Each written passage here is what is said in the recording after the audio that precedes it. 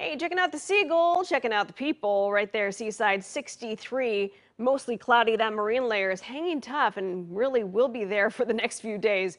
In fact, we'll see some of our own clouds starting late tonight. Also thunderstorms for south central and southeastern corner of our state. So be aware of that. The big concern here being the dry lightning and further fire starts. More details on this coming up. All right, coming up, Walmart employees will have a lot to be thankful for this November as the mega store does something it hasn't done in decades now. We'll tell you exactly what that is. Plus, as coronavirus cases surge in parts of the country, the debate over whether or not to open schools continues. I'm Chris Martinez with what teachers in Florida are doing to try to keep their schools closed. And they're jamming where they can. Musicians whose gigs have been canceled by the coronavirus hit the road to find new places to play.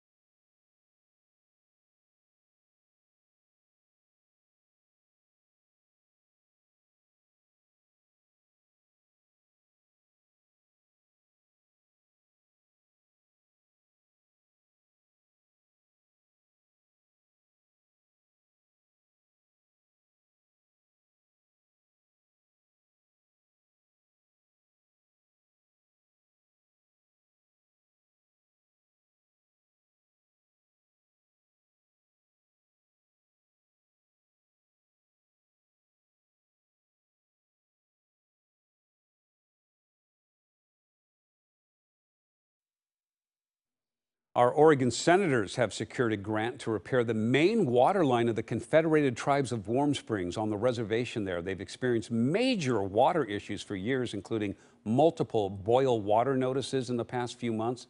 The $269,000 will go along with more than $3.5 million the state legislators approved earlier this month. well, today Senator Patty Murray and other Democrats in the Senate called on Republicans to address a coming crisis in daycares and schools, and they urged the passage of the $430 billion Coronavirus Child Care and Education Relief Act.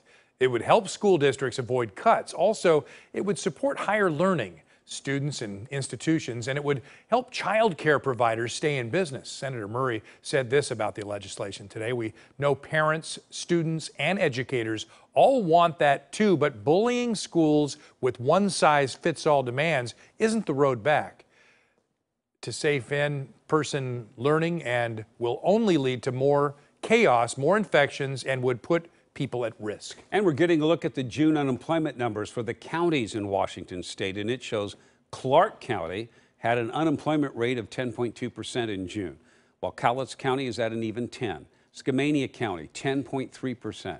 71,000 jobs were actually added last month statewide, and the unemployment rate dropped to 9.7%.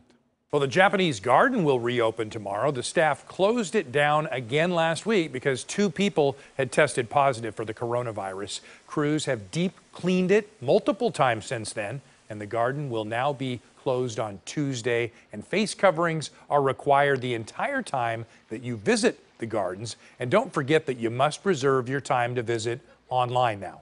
Well, live music has been one of the biggest casualties of the coronavirus pandemic, but one local music student has decided to take his music on the road. Our Cor Harlan has his story.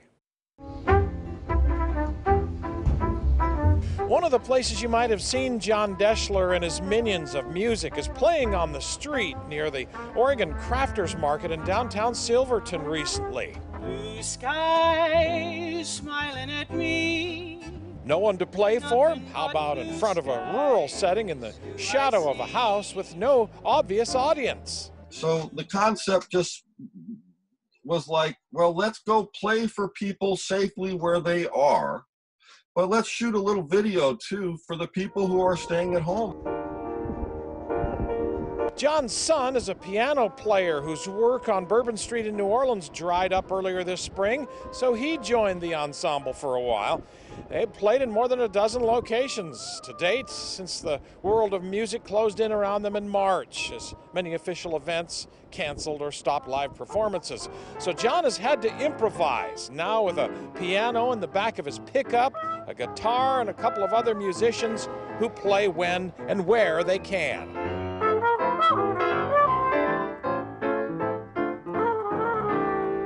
Nursing homes, farms, cul-de-sacs, community centers, wineries, anywhere we can safely gather. This is about performing from safe distances outdoors, particularly this summer in and around the Willamette Valley, anywhere in the Pacific Northwest for that matter. I'm adapting.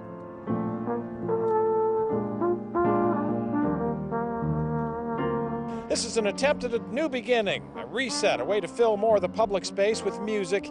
It's turned out to have been a pretty welcome diversion for many people, tired of reading and hearing about a virus and happy to let the sound of music soak in.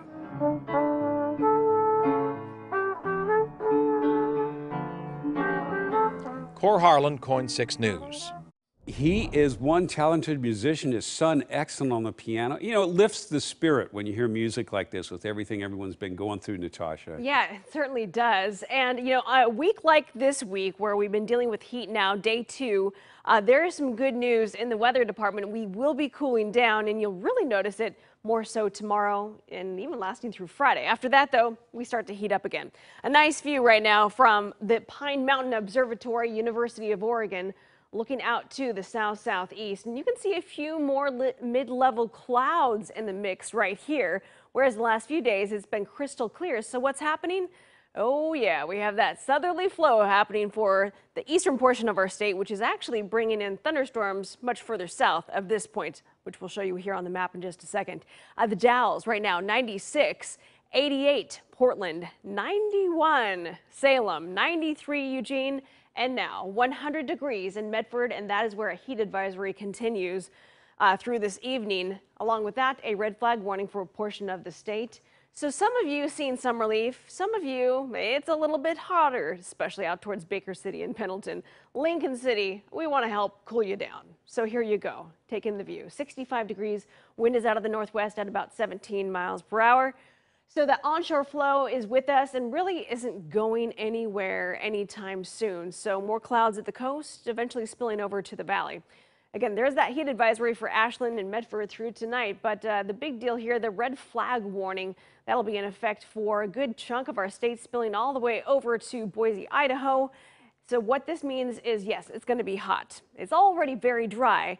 Adding to that, thunderstorms. The biggest risk there, of course, for any fire starts will be the dry lightning. Not a whole lot of precipitation associated with these storms coming up. Air quality so far is good despite a few fires burning around the Pacific Northwest. Good category all the way around up through the north end of the valley up to Longview.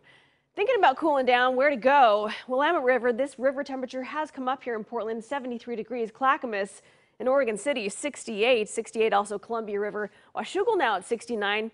Sandy River at Bull Run is 64 degrees and Deschutes 61. That's the coolest one on the map for us. So, you know, have fun, but be careful out there. 61 degrees, that's also your sea surface temperature as measured at Tillamook Buoy. As we roll through the next couple of days, no big waves on the way, so nothing to report there for you. But again, the thunderstorm potential is something we'll pay attention to as we roll into tomorrow. You can see this includes a big chunk of the state, all the way over to central and eastern Oregon, down towards Medford and Grants Pass. 7-day forecast looks like this. We are going to go on a little bit of a roller coaster. I think everybody's favorite days this week will be Thursday and Friday, upper 70s. But if you really like it hot, you just like it to get really close to 100, your day is going to be on Monday. Monday, we could get up to 98. Tuesday then back down to 92, but a series of 90s starting on Sunday. So be prepared for that. Yeah, something for all of us. Okay. Still